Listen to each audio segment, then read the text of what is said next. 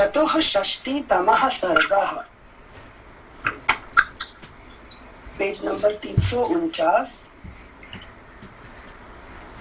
राजा दशरथ का अपने द्वारा मुनि कुमार के वध से दुखी हुए उनके माता पिता के विलाप और उनके दिए हुए शाप का प्रसंग सुनाकर कौसल्या के समीप रोते बिलखते हुए आधी रात के समय अपने प्राणों का त्याग देना। उन महर्षि के अनुचित वध का स्मरण करके धर्मात्मा रघुकुल नरेश ने अपने पुत्र के लिए विलाप करते हुए ही रानी कौसल्या से इस प्रकार कहा। देवी, अनजान में यह महान पाप कर डालने के कारण मेरी सारी इंद्रियां व्याकुल हो रही थीं। मैं अकेला ही बुद्धि लगाकर सोचने लगा, अब किस उपाय से मेरा कल्याण हो। तदनंतर उस घड़े को उठाकर मैंने सरयू के उत्तम जल से भरा और उसे लेकर मुनि कुमार के बताए हुए मार्ग से उनके आश्रम पर गया। वहां पहुंचकर मैंने उनके दुबले, अंधे और बूढ़े माता पिता को देखा, जिनका दूसरा कोई सहायक नहीं था। उनकी अवस्था पंख कटे हुए दो पक्षियों के समान थी। अगला पृष्ठ 350। वे अपने पुत्र की ही चर्चा करते हुए उसके आने की आशा लगाए बैठे थे। उस चर्चा के कारण उन्हें कुछ परिश्रम या थकावट का अनुभव नहीं होता था। के कारण उनकी वह थे। अब वे दोनों सर्वथा अनाथ से हो गए थे। मेरा हृदय पहले से ही शोक के कारण घबराया हुआ था। भय से मेरा होश ठिकाने नहीं था। मुनि के आश्रम पर पहुंचकर मेरा वह शोक और भी अधिक हो गया। मेरे पैरों की आहट सुनकर वे मुनि इस प्रकार बोले, बेटा, देर क्यों लगा रहे हो? शीघ्र पानी ले आओ। तात, जिस कारण से तुमने बड़ी देर तक जल में क्रीड़ा की है, उसी कारण को लेकर तुम्हारी यह माता तुम्हारे लिए उत्कंठित हो गई है। अतः शीघ्र ही आश्रम के भीतर प्रवेश करो। बेटा, तात, यदि तुम्हारी माता ने अथवा मैंने तुम्हारा कोई अप्रिय किया हो, तो उसे तुम्हें अपने मन में नहीं लाना चाहिए, क्योंकि तुम तपस्वी हो। हम असहाय हैं, तुम ही हमारे सहायक हो। हम अंधे हैं, तुम ही हमारे नेत्र हो। हम लोगों के प्राण तुम ही में अटके हुए हैं। बताओ, तुम बोलते क्यों नहीं हो?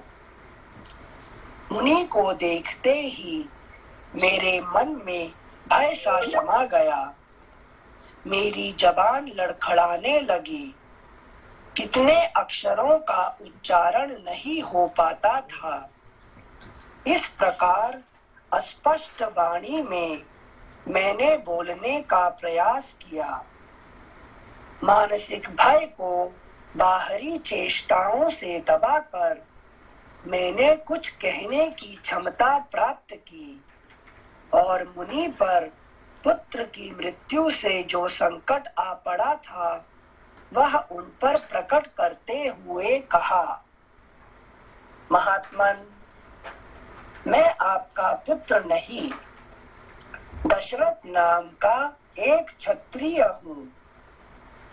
मैंने अपने कर्मवश यह ऐसा दुख पाया है जिसकी सत्पुरुषों ने सदा निंदा की है। भगवान, मैं धनुष बाण लेकर सरयू के तट पर आया था। मेरे आने का उद्देश्य यह था कि कोई जंगली हिंसक पशु अथवा हाथी घाट पर पानी पीने के लिए आवे तो मैं उसे मारूं। थोड़ी देर बाद मुझे जल में घड़ा भरने का शब्द सुनाई पड़ा। मैंने समझा कोई हाथी आकर पानी पी रहा है, इसलिए उस पर बाण चला दिया। फिर सरयू के तट पर जाकर देखा। इसके बारे में राम जी सुमंत्र को क्या बोले याद है?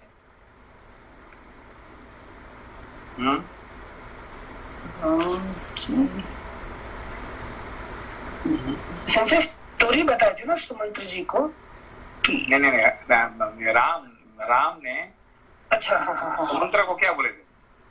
सेंसे कि उनको पसंद नहीं है कि जो जंगल में वन के अंदर तालाब के किनारे जो प्रवृत्ति वाले जो शिकार करने जाते हैं वो अन्य राजाओं को पसंद नहीं, राजा का नहीं, ये जो मतलब अयोध्या का जो राजा होते हैं, राजकुमार होते हैं, वो जाते हैं सरयू नदी का किनारे पे जाके शिकार करते हैं, जो मुझे पसंद नहीं है क्योंकि वो जानते थे पिताजी का क्या हुआ था, है कि नहीं?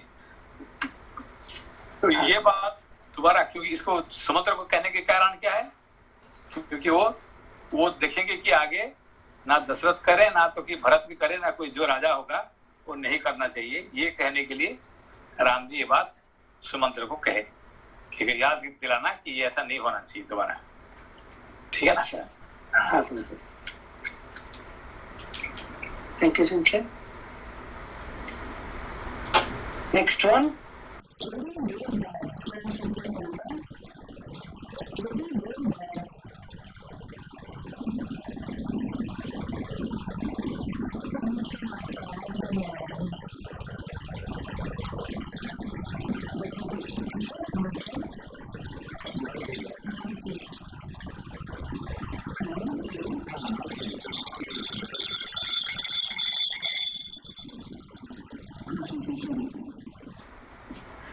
थोड़ी देर बाद मुझे जल में घड़ा भरने का शब्द सुनाई पड़ा।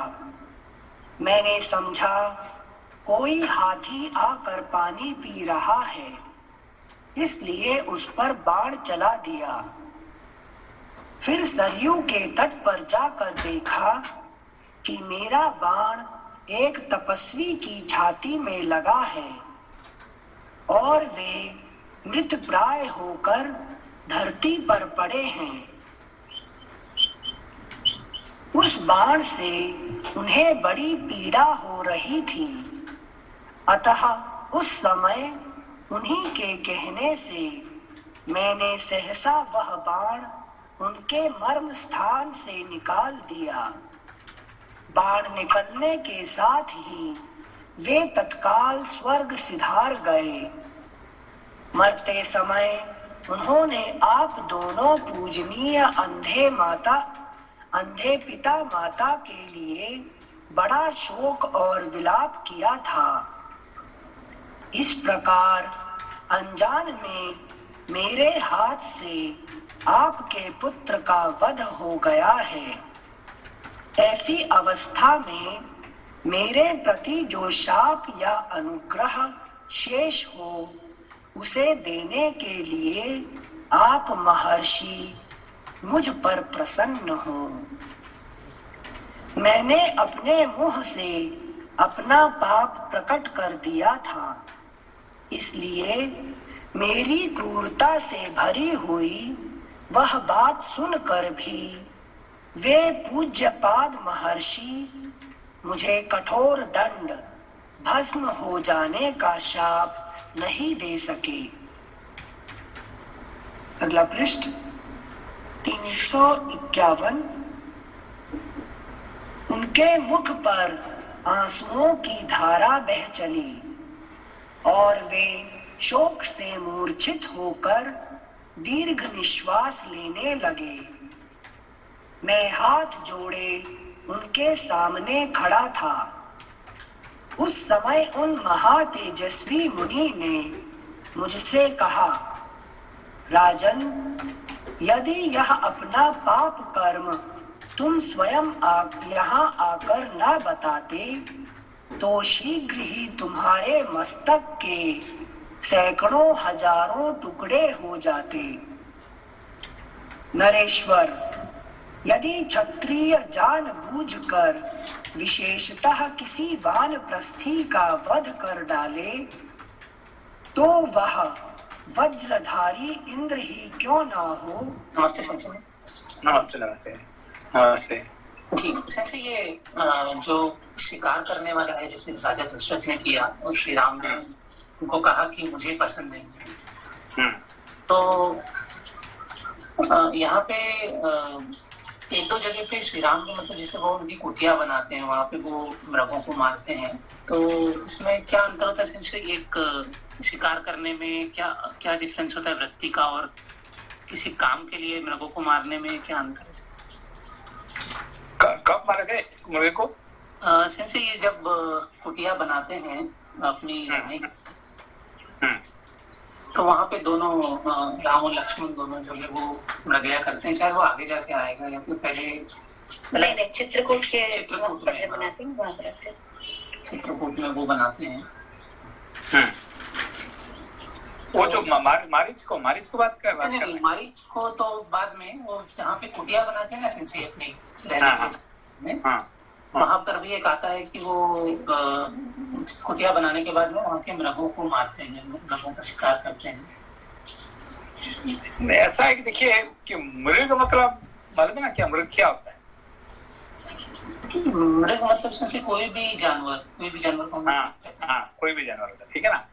तो जो जानवर आपको आके कुछ प्रॉब्लम खड़ा करता है उसको मारने से कोई दोष नहीं है। आपका घर में कोई कॉकरोच घुस गया तो उसको मारने से आपको कोई पाप नहीं लगता क्योंकि आपका घर में घुसा हुआ है, ठीक है ना। मगर आप जाके ढूंढ के किसको कॉकरोच को मारेंगे कहीं और कहीं पे, वो एक प्रॉब्लम है, ठीक है ना। तो जब वो रहते थे अभी वहां पे और कोई जानवर आके उनको डिस्टर्ब करे तो उनको मारने से है कि अपना बचाव के लिए मारने से कोई दोष नहीं है, ठीक है ना।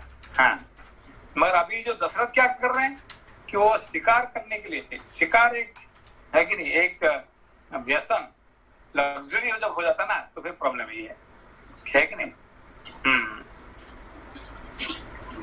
ठीक है। कौन सी क्या वृत्ति रहती है शिकार में मनुष्य की, मतलब कि अच्छा लगता है उसको शिकार करने में, स्पेशली जो राजा लोग रहते हैं जो लग्जरीज रहते हैं? इसमें दो तीन रहता है। एक तो है कि इससे नेसेसिटी, क्यों नेसेसिटी इसलिए है कि उनको कभी युद्ध करने के लिए जाना पड़ता है। युद्ध करने के लिए वो उनको क्या करता है, कभी हिंसा का करना पड़ता है, ठीक है ना। तो नॉर्मली आपको भेज दिया जाएगा युद्ध में, आप मार सकते किसी को? नहीं संजय। क्यों नहीं मार सकते? अभी तक आपने किसी को मारा ही नहीं है। वैसा ट्रेनिंग भी है कि नहीं। अब किसी को मारने का नहीं करना, आपका आदत ही नहीं है कि नहीं। तो आपने गोली चलाना आपको पता ही नहीं है, कैसे गोली चलाना पड़ता है, कैसे तलवार चलाना पड़ता है, ये याद ही नहीं है कि नहीं। इसीलिए क्षत्रिय लोगों को ये इनको कहा जाता है कि तुम जाके जंगली पशुओं को, है कि नहीं, इसको ऐसे करो जो कि दूसरे को डिस्टर्ब करते हैं, ठीक है ना। तो वहां से उनका है कि नहीं, ये जो युद्ध का ये बना रहता है, ठीक। ये एक बात है, ठीक है ना। दूसरा होता है कि जंगली पशु जब आके दूसरे लोगों को डिस्टर्ब करते हैं तब उनको मारने के, उनको हेल्प करने के लिए वो भी उनको जाना पड़ता है कि नहीं। और फिर जब ये बढ़ जाता है तो फिर व्यसन में बदल जाता है। जब ये बढ़ जाता है तो फिर ये व्यसन में बदल जाता है। हाँ, जब व्यसन में बदल जाता है तो फिर क्या है कि वो डेंजरस हो जाता है कि ये जो किसको मारना एक लग्जरी हो जाता है ना, तो फिर है कि नहीं, ये एक हिंसा का रूप ले लेता है अपने अंतर में, है कि नहीं, ये अच्छा नहीं है। जी sensei, thank you. Okay sensei. श्लोक संख्या 23। नरेश्वर, यदि क्षत्रिय जानबूझकर विशेषतः किसी वानप्रस्थी का वध कर डाले तो वह वज्रधारी इंद्र ही क्यों ना हो, वह उसे अपने स्थान से भ्रष्ट कर देता है। तपस्या में लगे हुए वैसे ब्रह्मवादी मुनि पर जानबूझकर शस्त्र का प्रहार करने वाले पुरुष के मस्तक के 7 टुकड़े हो जाते हैं। तुमने अनजान में यह पाप किया है, इसीलिए अभी तक जीवित हो। यदि जानबूझकर किया होता तो समस्त रघुवंशियों का कुल ही नष्ट हो जाता। अब ये काम कौन किया था? कार्तवीर्य। हाँ, कार्तवीर्य अर्जुन ने क्या किया था, जाके है कि नहीं, जमदग्नि ऋषि को हत्या किया था, जिसकी वजह से सारे क्षत्रियों को वो उसका है कि नहीं भोगना पड़ना, है कि नहीं, कितने कितने बार मरना पड़ा सबको, है कि नहीं। वो उनका तो वंश तक गए, बाकी भी जो क्षत्रिय लोगों को सबको वही दुख भोगना पड़ा, है कि नहीं। नमस्ते संजय। नमस्ते नमस्ते।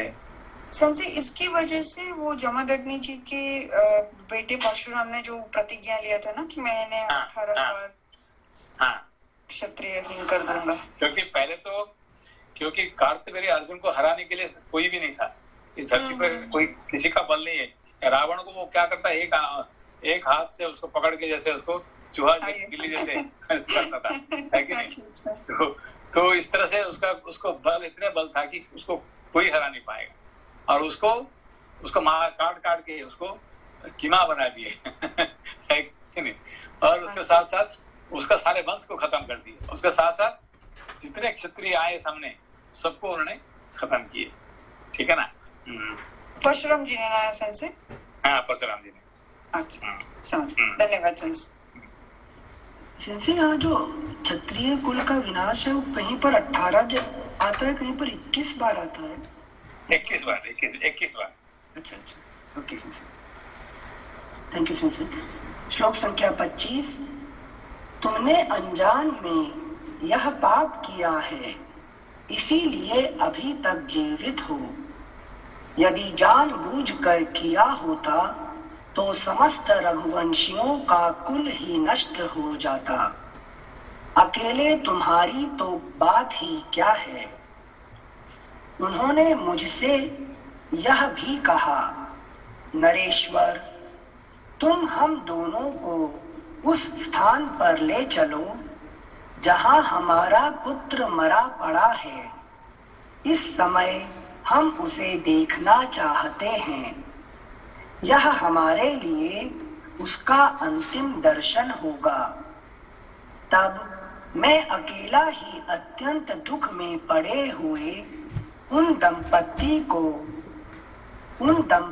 को उस स्थान पर ले गया जहां उनका पुत्र काल के अधीन होकर पृथ्वी पर अचेत पड़ा था।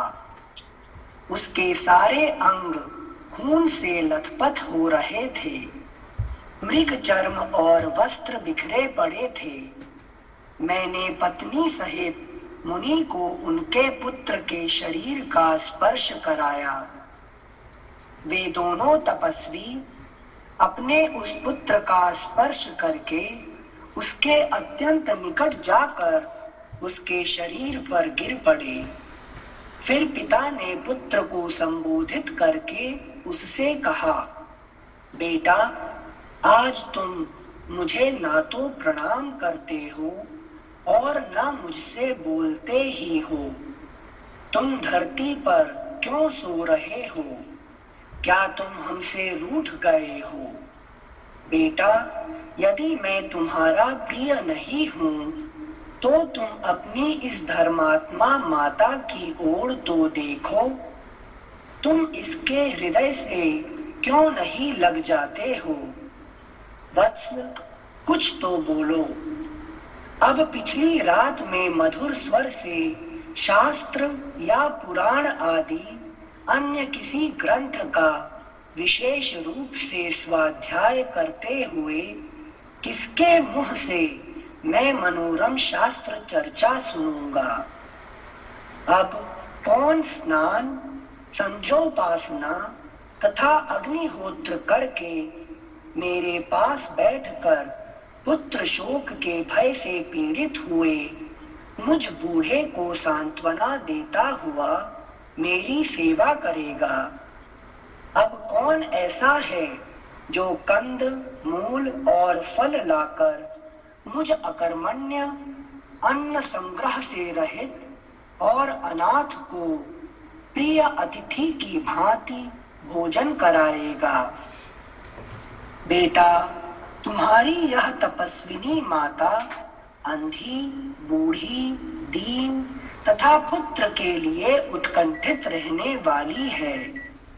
मैं स्वयं अंधा होकर इसका भरण पोषण कैसे करूंगा? पुत्र, ठहरो, आज यमराज के घर ना जाओ, कल मेरे और अपनी माता के साथ चलना। हम दोनों शोक से आर्त, अनाथ और दीन हैं। तुम्हारे न रहने पर हम शीघ्र ही यमलोक की राह लेंगे। तदनंतर सूर्य पुत्र यमराज का दर्शन करके मैं उनसे, अगला पृष्ठ 352, मैं उनसे यह बात कहूंगा, धर्मराज मेरे अपराध को क्षमा करें और मेरे पुत्र को छोड़ दें, जिससे यह अपने माता पिता का भरण पोषण कर सके। ये धर्मात्मा हैं, महायशस्वी लोकपाल हैं। मुझ जैसे अनाथ को वह एक बार अभय दान दे सकते हैं। बेटा, तुम निष्पाप हो, किंतु एक पाप कर्मा क्षत्रिय ने तुम्हारा वध किया है। इस कारण मेरे सत्य के प्रभाव से तुम शीघ्र ही उन लोकों में जाओ जो अस्त्र योधी शूरवीरों को प्राप्त होते हैं। बेटा, युद्ध में पीठ ना दिखाने वाले शूरवीर सम्मुख युद्ध में मारे जाने पर जिस गति को प्राप्त होते हैं, उसी उत्तम गति को तुम भी जाओ। वत्स, राजा सगर, शैव्य, दिलीप, जन्मेजय, नहुष और धुंधुमार जिस गति को प्राप्त हुए हैं, वही तुम्हें भी मिले। अभी देखो ये क्या कह रहे हैं अभी ये बात को, लोपा जी क्या क्या कहना चाहते हैं? संजय, यहाँ सारे जो ग्रेट जो राजा लोगों का उनका नाम लिए हैं, तो मतलब कि तो ये राजा लोगों का क्यों नहीं, अरे ऋषि लोगों का नाम नहीं ले, राजा लोगों की क्यों बात कर रहे हैं? ये तो कहना चाहिए कि जहाँ विश्वामित्र गए हैं, जहाँ वशिष्ठ गए हैं, कहना चाहिए। राजा लोग कहने का मतलब क्या? संजय, आपने बोला कि जिस जैसे थॉट प्रोसेस है कि जिसको ऋषि मतलब कि मोक्ष मार्ग में जाना है तो उनको ऋषि लोग का नाम लेंगे, बट इस केस में तो उनको राजा लोगों का नाम यहाँ जरूरी फिट है करके मुझे ऐसे फील हो रहा है। नहीं, वो ऋषि लोग का नाम नहीं लेके और राजा लोग का नाम लेने का क्या कारण है यहाँ पे? ये तो कह रहे थे जहाँ विश्वामित्र गए, जहाँ वशिष्ठ गए, जहाँ पे जमदग्नि गए, तुम भी वहां जाओ, है कि नहीं? यहाँ नहीं कहेंगे राजा लोग का नाम क्यों लेते हैं? अनिल जी, ये बता किसके सामने रहे हैं पुत्र के लिए? तो राजा दशरथ सामने हैं और उनके शस्त्र से पुत्र ने प्राण त्यागे हैं। तो जिस राजा के लिए उनके ऊपर यहाँ पे देखिए, यहाँ पे इन्होंने क्या बताया कि वो कौन सा वर्ण का थे? शूद्र के सॉरी क्षत्रिय और शूद्र नहीं, शूद्र नहीं, नहीं कौन सा? शूद्र जातीय माँ से वैश्य जाति का पिता। हाँ, तो आपने पैदा हुए किससे? कि शूद्र और वैश्य से पैदा हुए हैं। तो आपका नेक्स्ट आपका कहाँ जाना चाहिए? क्षत्रिय। क्षत्रिय को आपको प्राप्ति होगा, आपको ब्राह्मण का नहीं प्राप्ति नहीं होगा, है कि नहीं? आपका वैश्य का प्राप्ति होगा, फिर वैश्य के प्राप्ति, ये क्या कहते हैं, क्षत्रिय।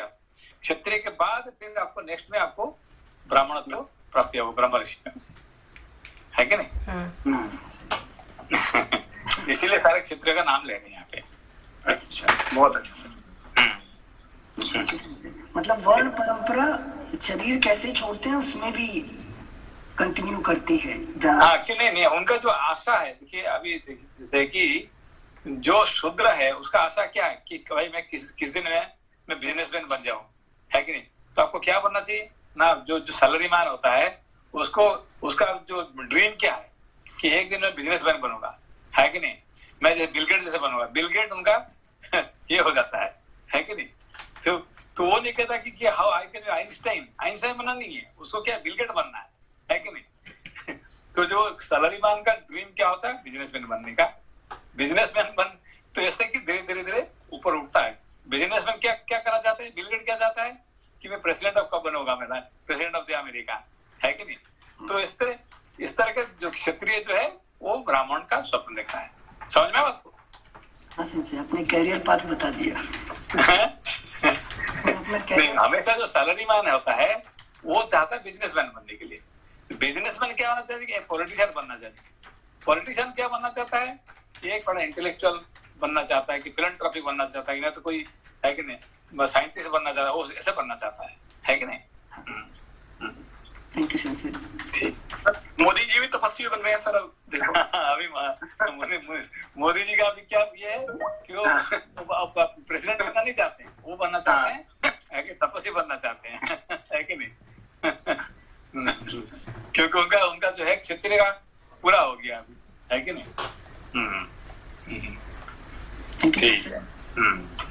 श्लोक संख्या 42। वत्स राजा सगर शैव्य दिलीप जन्मेजय नहुष और धुंधुमार जिस गति को प्राप्त हुए हैं वही तुम्हें भी मिले। स्वाध्याय और तपस्या से समस्त प्राणियों के आश्रयभूत जिस परब्रह्म की प्राप्ति होती है वही तुम्हें भी प्राप्त हो। वत्स भूमि दाता अग्निहोत्री एक पत्नी व्रती 1000 गौओं का दान करने वाले, गुरु की सेवा करने वाले तथा महाप्रस्थान आदि के द्वारा देह त्याग करने वाले पुरुषों को जो गति मिलती है वही तुम्हें भी प्राप्त हो। हम जैसे तपस्वियों के इस कुल में पैदा हुआ कोई पुरुष बुरी गति को नहीं प्राप्त हो सकता। बुरी गति तो उसकी होगी जिसने मेरे बांधव रूप तुम्हें अकारण मारा है। इस प्रकार वे दीन भाव से बारंबार विलाप करने लगे। तत्पश्चात अपनी पत्नी के साथ वे पुत्र को जलांजलि देने के कार्य में प्रवृत्त हुए। इसी समय वह धर्मज्ञ मुनि कुमार अपने पुण्य कर्मों के प्रभाव से दिव्य रूप धारण करके शीघ्र ही इंद्र के साथ स्वर्ग को जाने लगा।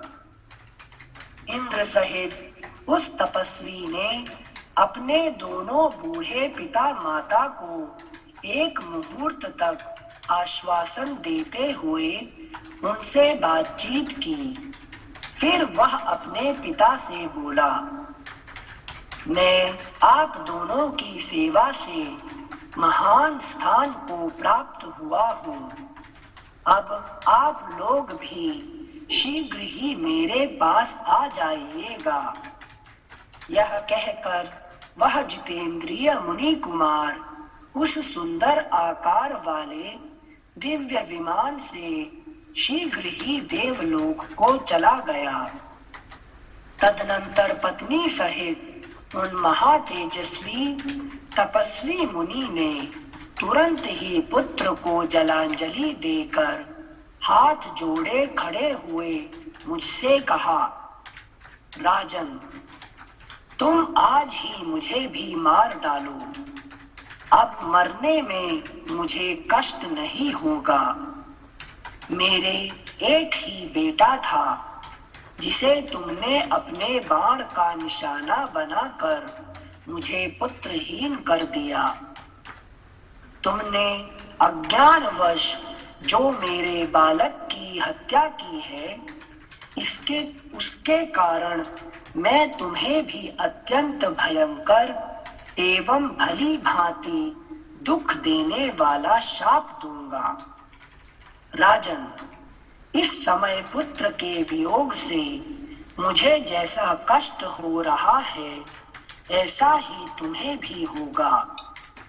तुम भी पुत्र शोक से ही काल के गाल में जाओगे। देखो, तब तक उनका पुत्र नहीं हुआ था, है कि नहीं? तो वो जब उसे पुत्रहीन था और उसको उसे श्राप देते हैं, है कि उसका मतलब वरदान हो गया उनको, है कि नहीं? Thank you. सेंसी जो वरदान दे रहे हैं श्रवण जी के पिता, ये उनको स्वयं भी ज्ञान नहीं है ना कि वो शाप दे रहे हैं या वरदान दे रहे हैं? हाँ, नहीं, ऐसा देखिए, जो तपस्वी लोग होते हैं, जो तपस्वी मुनि होते हैं, जो तो इनका जो कुछ भी कहते हैं, अनजान में भी कहते हैं, वो भी फायदा वाले बात हो जाता है, ठीक है ना? वो जानबूझ के कहे कि अनजान में कहे, है कि नहीं? वो तो फायदा ही होता है, ठीक है ना?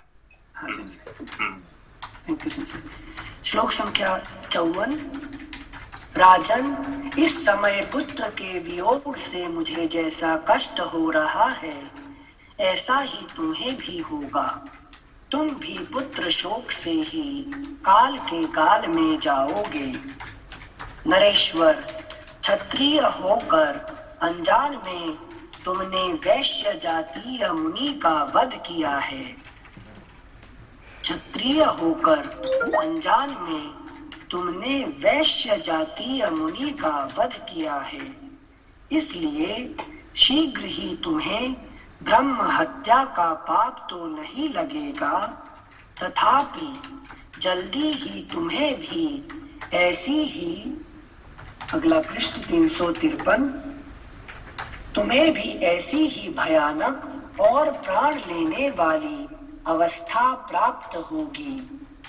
ठीक उसी तरह जैसे दक्षिणा देने वाले दाता को उसके अनुरूप फल प्राप्त होता है, इस प्रकार मुझे शाप देकर वे बहुत देर तक करुणाजनक विलाप करते रहे। फिर वे दोनों पति पत्नी अपने शरीरों को जलती हुई चिता में डालकर स्वर्ग को चले गए। देवी, इस प्रकार बाल स्वभाव के कारण मैंने पहले शब्द वेधी बाण मारकर और फिर उस मुनि के शरीर से बाण को खींचकर जो उनका वध रूपी पाप किया था, वह आज इस पुत्र वियोग की चिंता में पड़े हुए मुझे स्वयं ही स्मरण हो आया है। देवी, अपथ्य वस्तुओं के साथ अन्न रस ग्रहण कर लेने पर जैसे शरीर में रोग पैदा हो जाता है, उसी प्रकार यह उस पाप कर्म का फल उपस्थित हुआ है।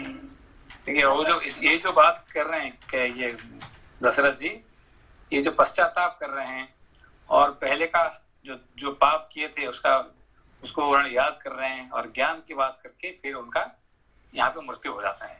ऐसे रो के नहीं मर रहे हैं अभी, है कि नहीं?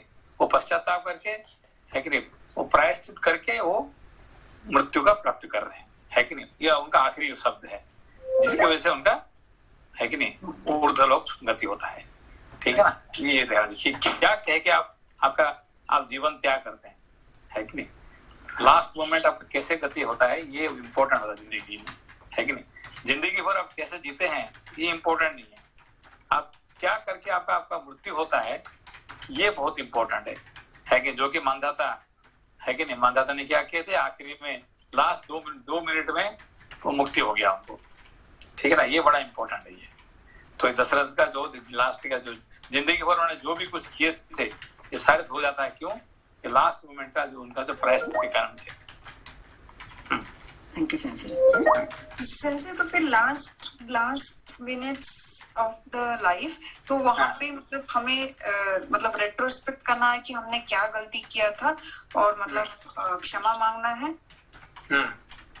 क्योंकि देखिए ये मगर ये आपको याद होगा क्या जिंदगी भर जिन्होंने कुछ किया ही नहीं है उसका लास्ट मोमेंट में क्या उसको याद होगा क्या, याद नहीं होगा, है कि नहीं। इसीलिए हमको प्रैक्टिस करना पड़ता है, जिंदगी भर प्रैक्टिस करते जाएंगे। अभी दशरथ की बात सुना आपने, है कि नहीं, परीक्षित की बात सुना है, ये सबको सुनते अभी आपका यादगार रहता है। और जब मृत्यु के समय पे अच्छा देखो दशरथ जी ऐसे किए थे, परीक्षित जी ऐसे किए थे, मानदाता ने ऐसे किए थे, तो हम भी भूलना नहीं चाहिए, ये तो आपको याद आ जाएगा।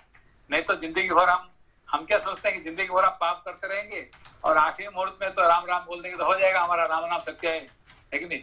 राम नाम सत्य है वो आदमी जो मरा हुआ आदमी नहीं बोलता है, उसका परिवार वाले बाकी लोग बोलते हैं, जो मरने के बाद उसको स्मशान लेके जाते हैं ना तब राम नाम सत्य है कहते हैं, मगर वो तो चला गया, वो तो नहीं बोला राम नाम सत्य है कि नहीं। तो कोई फायदा नहीं है कि नहीं।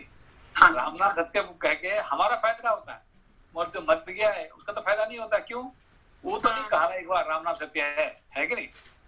वो तो रो के गया, अरे बच्चा मुझे कौन उधार करेगा, मुझे हॉस्पिटल लेके जाओ, डॉक्टर को दिखाओ, मैंने ये करो वो करो, मेरा पैसा क्या होगा, ऐसा रो के मरा हुआ है कि नहीं। वो तो उसने एक बार राम नाम सत्य नहीं बोला उसने, है कि नहीं। हाँ धन्यवाद श्लोक संख्या 59। देवी अपथ्य वस्तुओं के साथ अन्न रस ग्रहण कर लेने पर जैसे शरीर में रोग पैदा हो जाता है, उसी प्रकार यह उस पाप कर्म का फल उपस्थित हुआ है।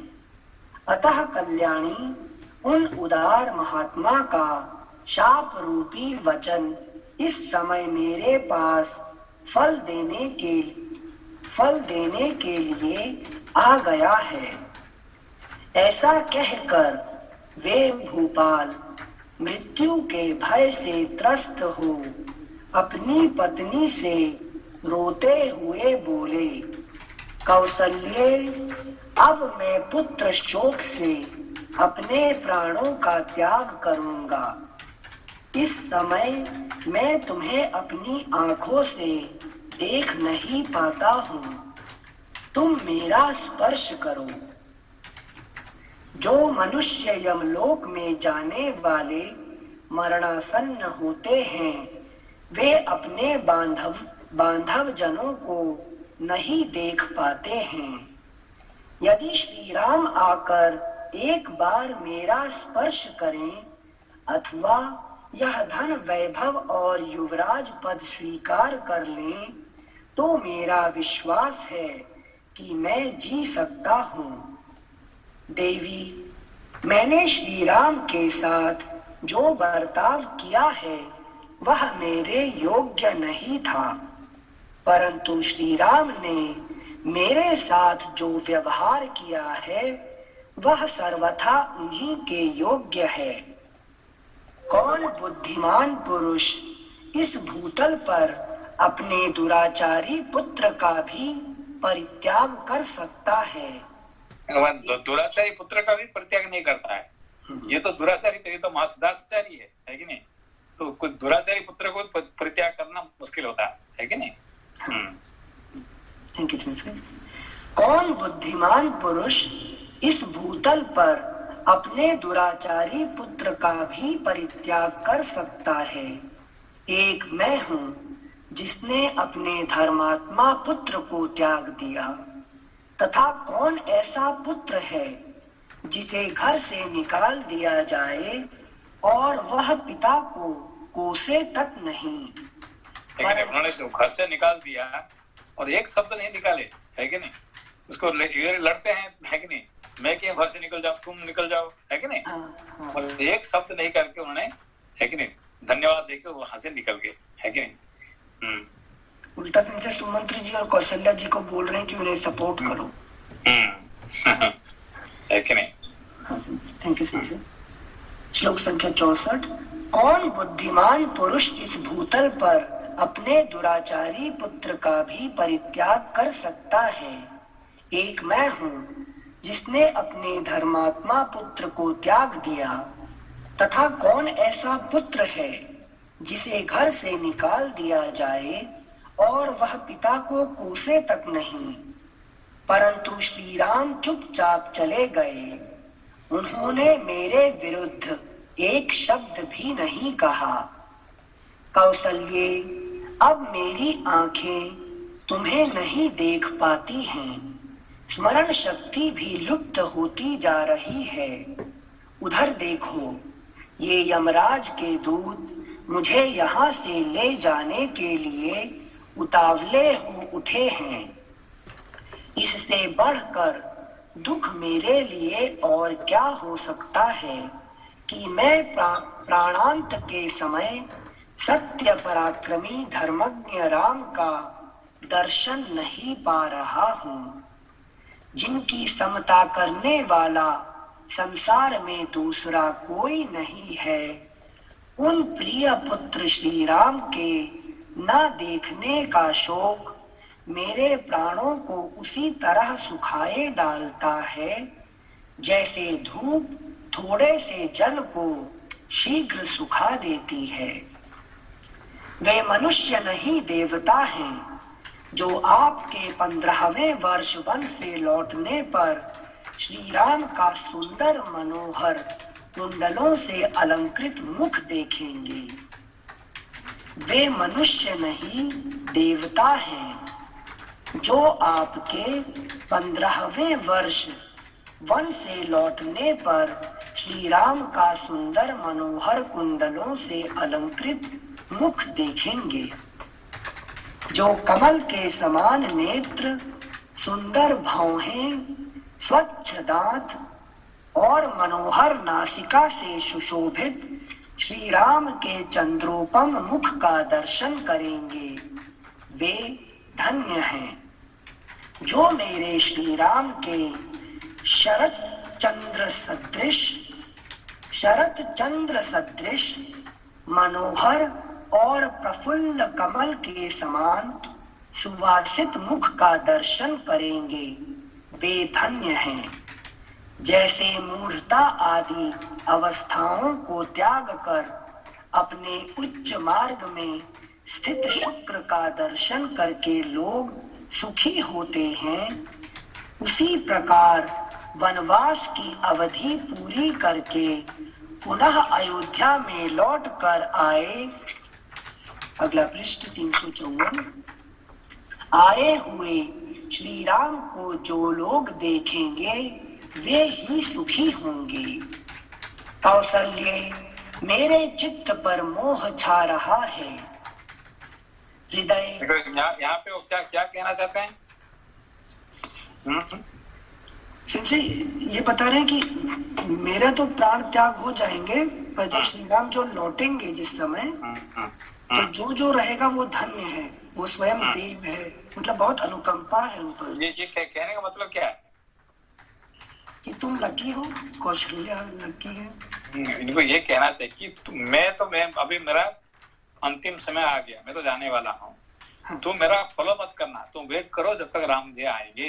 इनको कह रहे हैं, है कि नहीं? तुम सती का चक्कर में मेरे पीछे, है कि नहीं, मृत्यु का रास्ता मत पकड़ो। तुम जो वही लकी है जो राम जी को देखेगा, ठीक है ना? उसका मतलब तुम मरने का चक्कर में मत पड़ना मेरे पीछे, है कि नहीं? मैं तो मेरा टाइम हो गया, मैं जा रहा हूँ, तुम वेट करना, ठीक है ना? हाँ सिंह, मतलब एक उच्च उद्देश्य देके जा रहे हैं। दे रहे हैं, क्यों? नहीं तो वो कौशल्या सुमित्रा क्या करेंगे? हमारा पति गए, अभी हम भी जाएंगे, है कि नहीं? तुम ये कहना मत जाओ, तुम जो आदमी रहेगा राम जी का 15 साल के बाद आने का जो दर्शन करेगा वो महान है, कि मैं महान नहीं हो पाया क्योंकि मेरा समय आ गया। श्लोक संख्या 72, पृष्ठ संख्या 354। कौसल्ये, मेरे चित्त पर मोह छा रहा है, हृदय विदीर्ण सा हो रहा है। इंद्रियों से संयोग होने पर भी मुझे शब्द, स्पर्श और रस आदि विषयों का अनुभव नहीं हो रहा है। जैसे तेल समाप्त हो जाने पर दीपक की अरुण प्रभा विलीन हो जाती है, उसी प्रकार चेतना के नष्ट होने से मेरी सारी इंद्रियां ही नष्ट हो चली हैं। जैसे तेल समाप्त हो जाने पर दीपक की अरुण प्रभा विलीन हो जाती है, उसी प्रकार चेतना के नष्ट होने से मेरी सारी इंद्रियां ही नष्ट हो चली हैं। जिस प्रकार नदी का वेग अपने ही किनारे को काट गिराता है, उसी प्रकार मेरा अपना ही उत्पन्न किया हुआ शोक मुझे वेग पूर्वक अनाथ और अचेत किए दे रहा है। हा महाबाहु रघुनंदन, हा मेरे कष्टों को दूर करने वाले श्री राम, हा पिता के प्रिय पुत्र, हा मेरे नाथ, हा मेरे बेटे, तुम कहाँ चले गए? हा कौसल्ये, अब मुझे कुछ नहीं दिखाई देता। हा तपस्विनी सुमित्रे, अब मैं इस लोक से जा रहा हूँ। हा मेरी शत्रु, क्रूर, कुलांगार कैकेयी, तेरी कुटिल इच्छा पूरी हुई।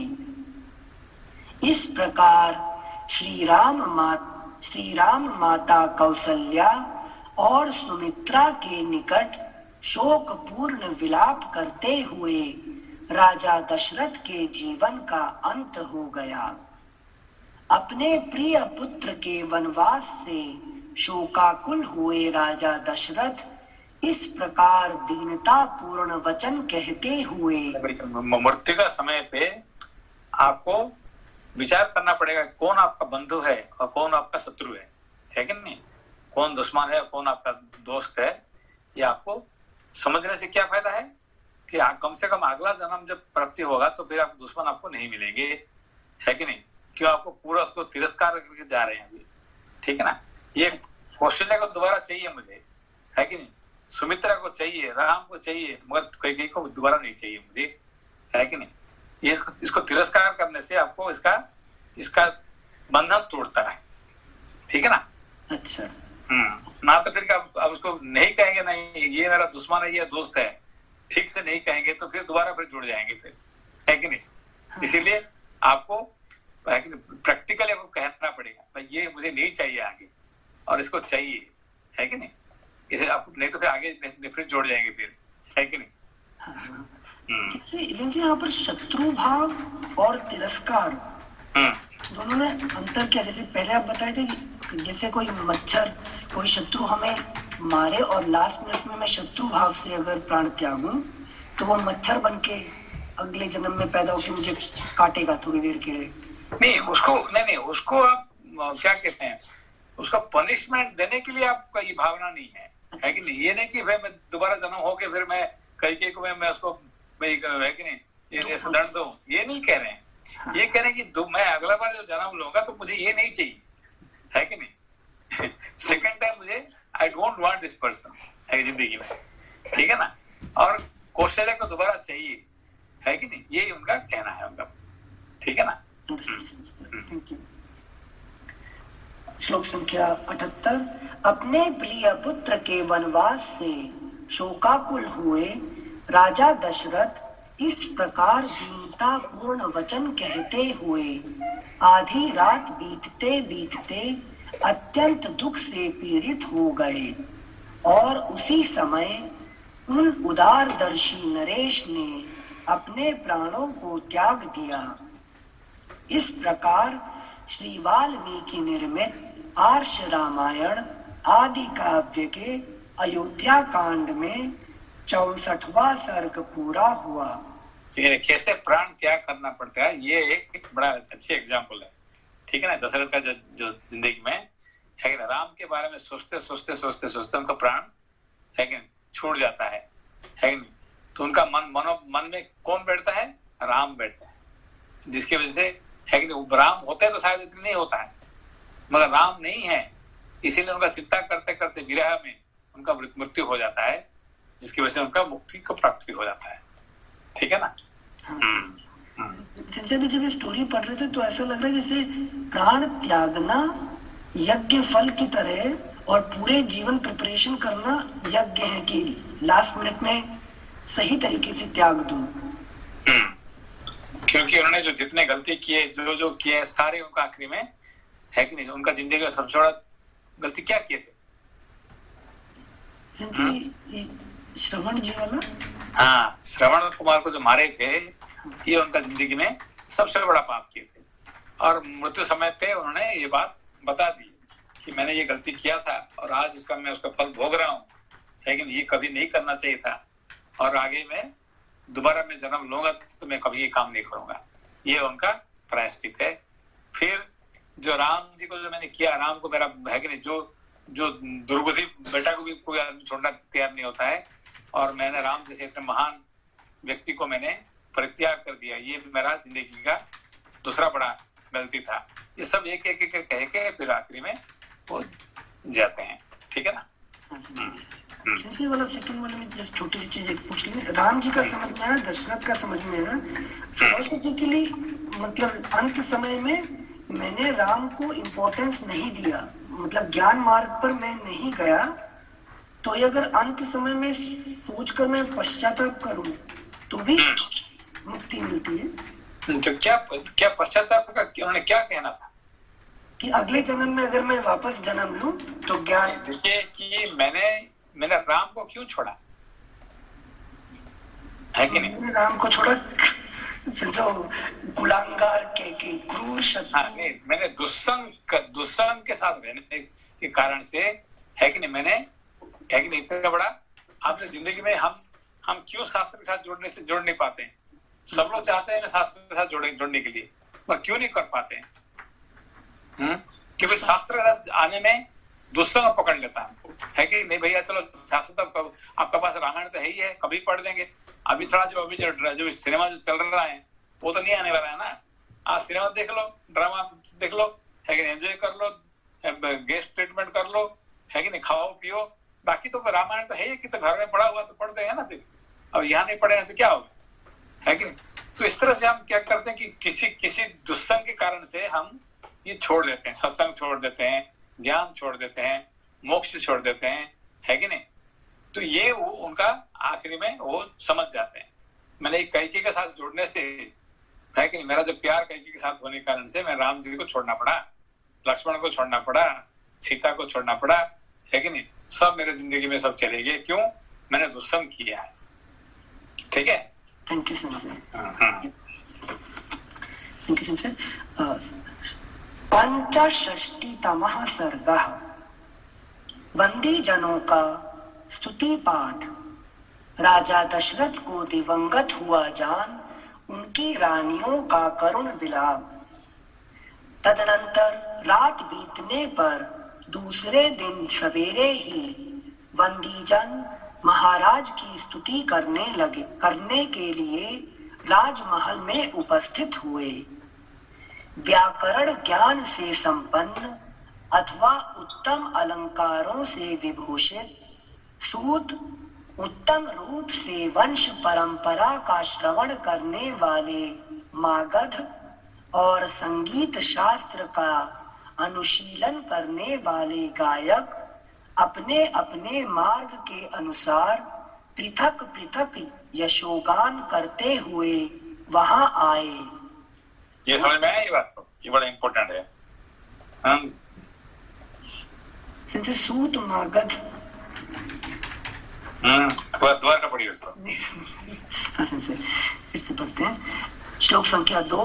व्याकरण ज्ञान से संपन्न अथवा उत्तम अलंकारों से विभूषित सूत उत्तम रूप से वंश परंपरा का श्रवण कराने वाले मागध और संगीत शास्त्र का अनुशीलन करने वाले गायक अपने अपने मार्ग के अनुसार पृथक पृथक यशोगान करते हुए वहां आए। यहाँ पे तीन प्रकार का व्यक्ति के बारे में कह रहे हैं, सूत, मागध और गायक, ठीक है ना। तो सूत क्या होता है? सुमंत्र जैसे होते हैं। वो क्या करते हैं? उनका पास क्या क्या क्वालिफिकेशन है कि वो अच्छा व्याकरण जानते हैं, वो मंत्र को जानते हैं, लेकिन अलंकार मतलब कौन सा अलंकार? अलंकार शास्त्र जो इसमें क्या कहते हैं, उनका वाणी में अलंकार रहता है कि नहीं, अच्छे शब्द ज्ञान, अच्छे व्याकरण ज्ञान ये रहता जाता है, ठीक है ना। और मागध क्या करते हैं? आपका वंश परंपरा को अच्छे से जानते हैं, है कि आपका पिता कौन है, आपका प्रपिता कौन है, आपका ये क्या हमें पता नहीं है और उनको सारे पता है कि नहीं।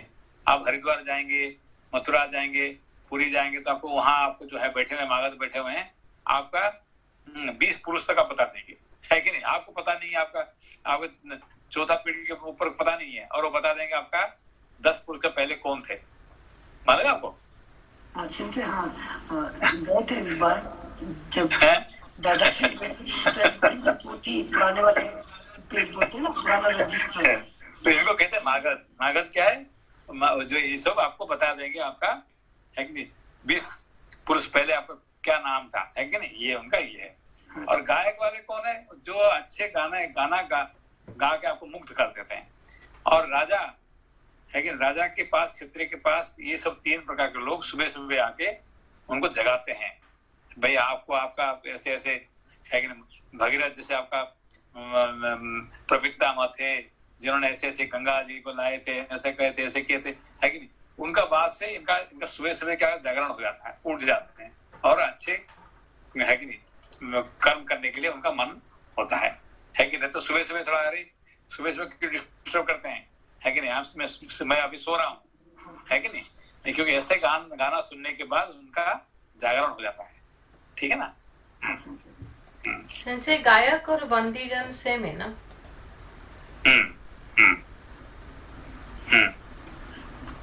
संजय सेम चीज देवलोक मतलब हायर प्लैनेट पे भी ये चीज ही गिना जाता है क्या? सूत, मागध, कहीं और भी ऐसा पढ़े कि सूत, मागध, गंधर्व?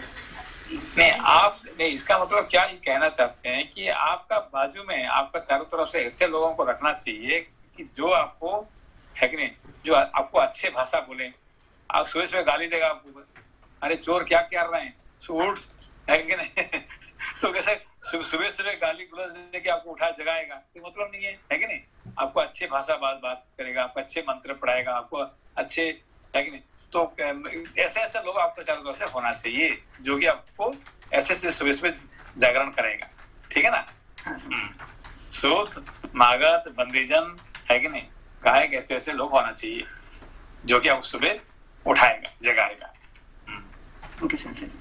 आपका अलार्म पहले, अभी जब अलार्म लगाते हैं, ये अलार्म के बदले में ये सब थे पहले, ठीक है ना। उससे ऑटोमेट कर दिया अलार्म से। Sensei. But I think usually if you are not king, you have just usual family, then what you do? No, you what kind of family you want? Okay, that depends upon your thought. Okay, you want your people around you, your brother, sister, your wife, husband, children. So you want to become, they want to be intellectual. You want to be higher, or you want them to remain as lower than you. That depends upon your thought. Okay. No, I want my people around me much higher than me, who will speak good word to me, who will chant mantra for me. If you say, then you will get that kind of people around you. Okay. Otherwise, you will get that kind of people around you who will pull you down. Understand the point? It's all our thought. Okay, all our thought that depends upon. Okay. Okay. Okay, thank you. Just example, the people around Krishna. Who are the people around Krishna? They're all the gopis. Okay. So gopis, they come and they always talk to Krishna in a what language? This is the language. What? This is the Sut, Magad, Bandijan. They were talk like that. Okay. So one day, these gopis came and to Krishna, and Krishna said, "Okay, my guru has come, who is living across the Yamuna river." Okay. Who is Guru of Krishna?